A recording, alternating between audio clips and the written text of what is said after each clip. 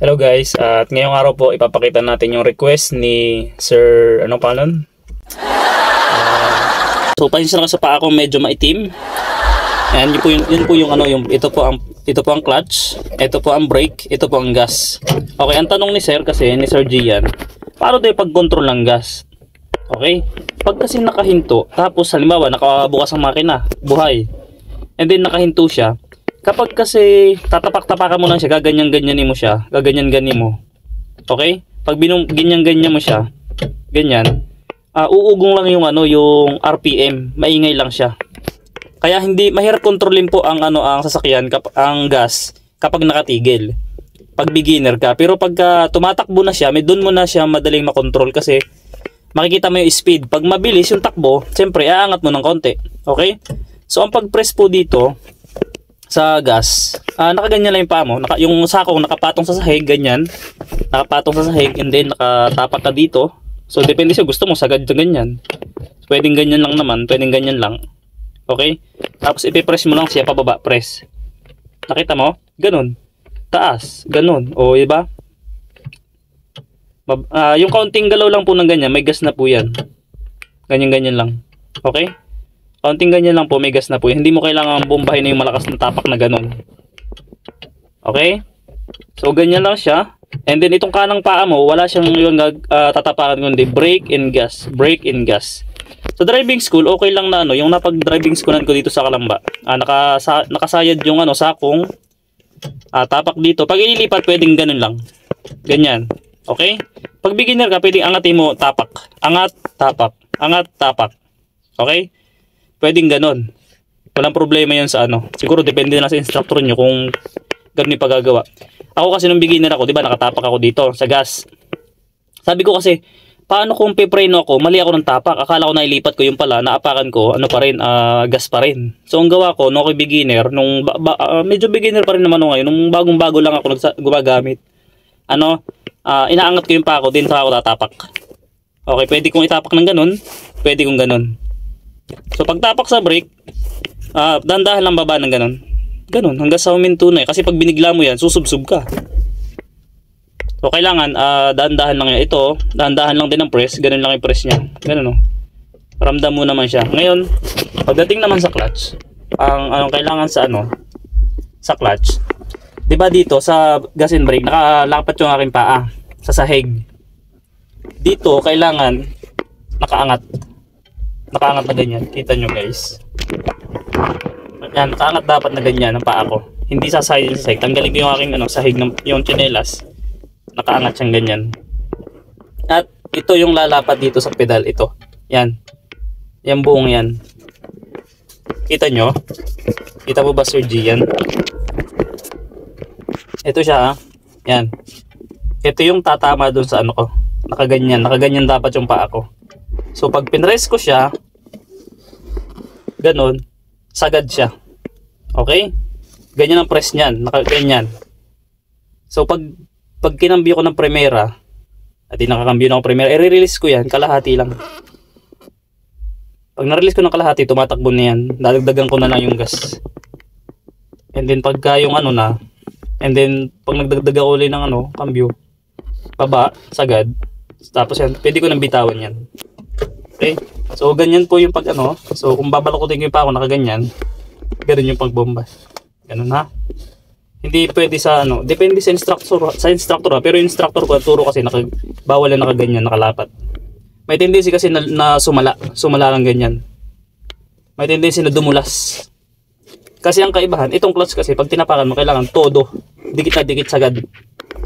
Hindi katulad sa preno na pwede mo siyang tapakan na hindi sagad sa gas. Lalong sa gas, hindi mo pwedeng isagad. Ingay ng mo yan, ingay ng makina. Okay ba?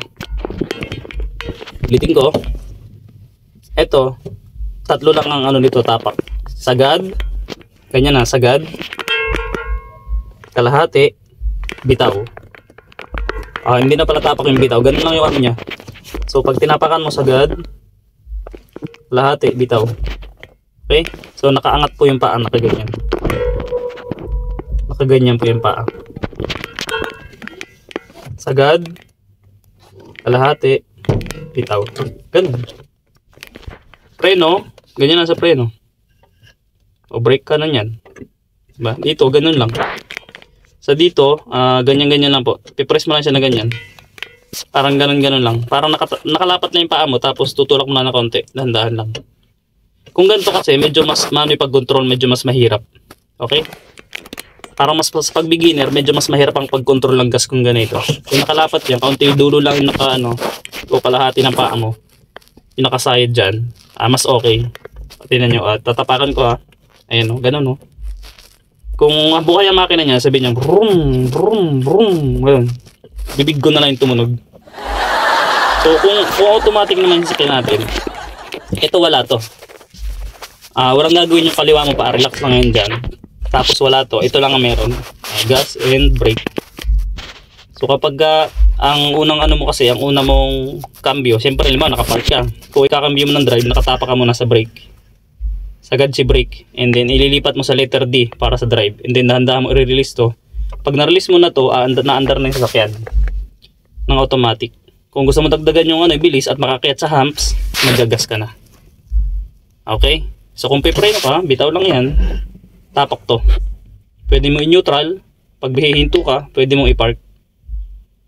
And then, kung naka-letter D yan, gusto mo dumiretso ulit, bitaw. Under mo yan. Tapak mo dito, bibilis yan. So, na-explain ko ng tama. Anong maayos, anong malinaw. Basta dito, nakaganyan ng paa. Yan ang practicein nyo po. At hanggat maaari dapat, huwag kayo magyayapak. Mas maganda ka nakasapatos. Kasi sa driving school, ang sabi sa akin, ang mas maganda, meron daw akong sapatos na na manipis yung swelas. Kasi pag makapag, hindi ko masyado maramdaman ng pedals. Ganyan. Baka daw mahirapan ng mag-control. Kaya kung magpa-practice kayo sa bahay, hanggat maaari, huwag kayo magyayapak. Naka-chinelas or maganda nakasapatos. Kasi sa driving school, bawal kayo mag-practice ng naka-chinelas. So pag tapak mo, ito, medyo hindi ko masyado ramdam. Pero pag yung pag gagamitin ko na, ramdam ko na kasi kahit paano nakapag-drive na ako. Pero pag beginner ka, hindi ko masyadong ramdam to. Ulitin ko, nakaganyan ng tapak. Nakaganyan. Okay? Ganyan po ang tapak.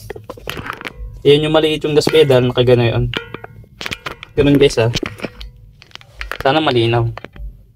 Medyo masikip kasi. Hindi nakapantay na ganyan, na mataas. Yan ganyan, mataas. Mataas yung level ng paa ko. Nakaturo, parang ganyan Naka-point. Unlike dito, nakaganyan lang. Nakapatong lang. Ayun Sa brake, pwede kong angatin ganun. Patong ko yung paa ko. Dito, pwede ulit patong. Pero ito talaga, hindi pwede nakalapat. Talaga nakatulak. Kasi malalim yan Pag tulak, pag ganun. Okay, so ganun siya, pag ganun. Okay, so okay Sir Gian. So, nawa ay meron ka natutunan. At ang suggest ko sa iyo, kung meron kang sasakyan sa bahay na pwedeng practicein, ayun na lang gamitin mo. Pag practice mo to. Huwag mo muna tindihin tong gas kasi madali lang naman niya. Ito yung pinakaano dyan Saka yung pagtimpla ng clutch and gas. Halimbawa naka-primera ka. Iangat mo to ng kalahati. Pag naangat mo to ng kalahati, magagas ka na niya para tuloy-tuloy andar. So yun lang ang niyan. Yung mahirap kontrolin sa una. Pag ganun din sa reverse, kukontrolin mo kasi itong dalawa Clutch and gas. Ganun din sa paakyat. Halimbawa, pumreno ako sa paakyat, naka-neutral ako. Pag andar na ako, todo ko yung clutch. Todo yung clutch. Magpiprimera ako ng kambyo. Pag binitawan ko to, aatras ako ngayon, mababangga ako sa likod. So ang gagawin ko, bago ko i-release yan, ganito, sabay, ganun. Nakuha nyo? Di ba nakatapak ako dito? Pareho sa gas and brake. Pag bitaw ko nito, tatapakan ko agad to, tapos unti-unti ko i-release to para umangat. Pag hindi ko napagsabay yan, pwedeng umugong yung makina, matras, or mamatay. Okay? So malinaw ba? Nawa, meron po kayo natutunan. Yun lang po. Maraming salamat. Bye-bye.